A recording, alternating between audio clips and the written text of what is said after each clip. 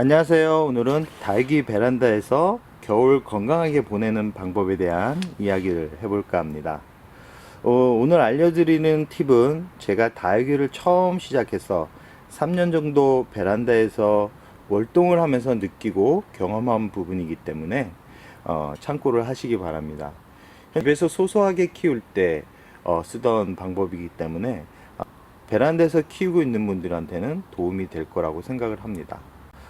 크게 세 가지로 나눌 수 있는데요. 첫 번째는 베란다 온도, 두 번째는 다육이 배치, 세 번째는 베란다에서 살고 있는 식물을 따뜻하게 만들 수 있는 온도에 대한 이야기를 해볼까 합니다. 가장 먼저 우리 집 베란다 온도가 몇 도인지를 확인하시는 분들이 있나요? 저 같은 경우는 베란다에서 키울 때 가장 중요시하게 여겼던 부분입니다. 보통은 포털 사이트에서 기온을 확인을 하는데 실내 온도와 많은 차이가 날 듯 합니다. 우선 가장 먼저 온도계를 구입을 하는 게 첫 번째 해야 할 일입니다. 날씨 좋은 날 체크를 하면 안 되고요. 날씨가 흐린 날 최고 온도와 최저 온도를 체크해 주십시오. 솔직히 겨울은 최저 온도 파악이 가장 중요합니다. 여름 같은 경우는 최고 온도가 중요하지만 겨울이기 때문에 최저 온도를 가장 먼저 체크를 해 주시기 바랍니다. 이유는 다육이는 영하로 내려가면 냉해를 입어서 큰 상처를 입기 때문입니다.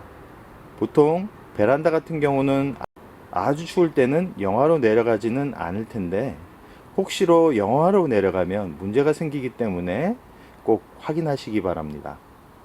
온도 체크는 냉해 문제를 줄이기 위한 것일 수도 있지만 물을 주는 시간을 체크하기 위함이기도 합니다.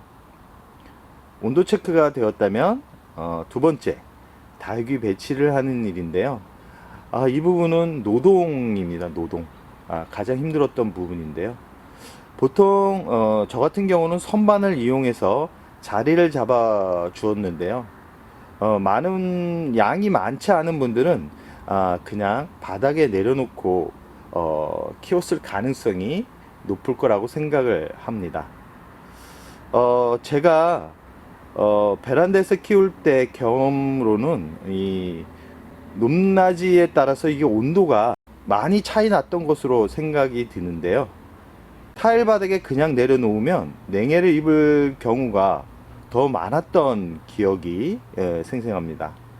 냉해를 입은 이유, 저 같은 경우는 방부목으로 높이 30cm 정도로 해서 선반을 짜서 그 위에 배치했더니 이 냉해와 영영 빠이빠이 하는 이 결과를 보였습니다. 아마 이 기억이 가장 남았던 것 같은데요. 이렇듯 높을수록 기온이 높다는 것을 참고해 주시기 바랍니다. 높다고 기온이 많이 높아진다라고 생각을 해서 이 높이를, 선반 높이를 높게 짜는 분들이 있는데요. 절대 그럴 필요성은 없습니다. 온도 차이가 3, 4도 이상 나는 건 아니기 때문에 너무 무리하게 높은 선반을 할 필요는 없다 라는 말씀을 드리고 싶습니다. 너무 높으면 물 줄 때 정말 힘듭니다. 이렇게 선반을 짜셨다면 어디에 놓아야 하는지를 궁금해 하실 겁니다. 해가 부족하다고 해서 바깥쪽 창 쪽으로 놓는 분들이 있는데 이건 자살행위라고 할 수 있습니다. 적당하게 추울 때는 괜찮은데 갑작스럽게 추워지면 창에 스며드는 냉기로 인해서 다육이가 얼음으로 변할 수 있다는 사실을 모르는 분들이 조금 있었습니다. 그렇기 때문에 겨울에는 바깥쪽 창 쪽보다는 안쪽에 자리를 잡아주는 게 좋습니다. 남향인 집들은 이 해가 안쪽으로 들어오기 때문에 일조량이 부족하지는 않을 거라고 생각을 합니다. 일조량이 부족한 환경에서 키우는 분들은 약간 고민이 될 거라고 생각을 합니다. 이럴 때는 물을 최대한 줄이고 식물 LED 등을 켜주는 게 약간 도움이 된다라는 거 말씀드리고 싶습니다. 또한 이 영양제를 주는 분들이 있는데 이것도 최대한 줄여야 합니다. 가끔 환기와 통풍이 되지 않아서 벌레가 생기는 경우가 있는데, 이럴 때는 목초액을 희석해서 살짝 스프레이하는 정도, 그리고 이 바나나 껍질을 잘게 잘라서 화분 속에 살짝 묻어주는 것도 좋습니다. 그러면 진딧물 및 벌레 예방에 아주 탁월합니다. 여름에 하면 이 초파리가 생겨서 아주 귀찮은데요, 겨울에는 절대 생기지 않으니까 바나나 껍질을 이용하시는 분들은 꼭 겨울에 이용을 하시기 바랍니다. 이렇게 자리 배치가 끝나면 마지막으로 해주어야 하는 부분인 냉해를 입지 않게 하는 온도 유지입니다.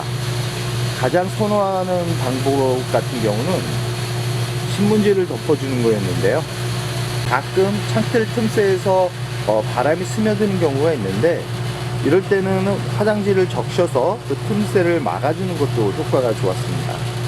은근 틈새로 찬바람이 많이 분다는 것은 아마 경험을 하고 있는 분들도 있을 거라고 생각을 합니다. 신문지가 귀찮은 분들은 거실 창을 살짝 열어놓는 것도 방법인데요, 난방비가 많이 나오는 그런 단점은 있지만 그 여유가 되신다 그러면 이것도 방법입니다. 이것도 힘들다 싶으면 조금은 위험한 방법이긴 하지만 이건 참고만 해주시기 바랍니다. 전 초를 켜두기도 했는데요, 이게 화재 위험이 있기 때문에 추천하고 싶지는 않은 방법이지만 의외로 효과는 좋았습니다. 끝으로 집에 은박지가 많다면 이 화분을 전체적으로 돌려주셔도 좋고요, 그러면 추운 냉기가 화분 속 뿌리를 위험하게 하는 것을 예방할 수 있습니다.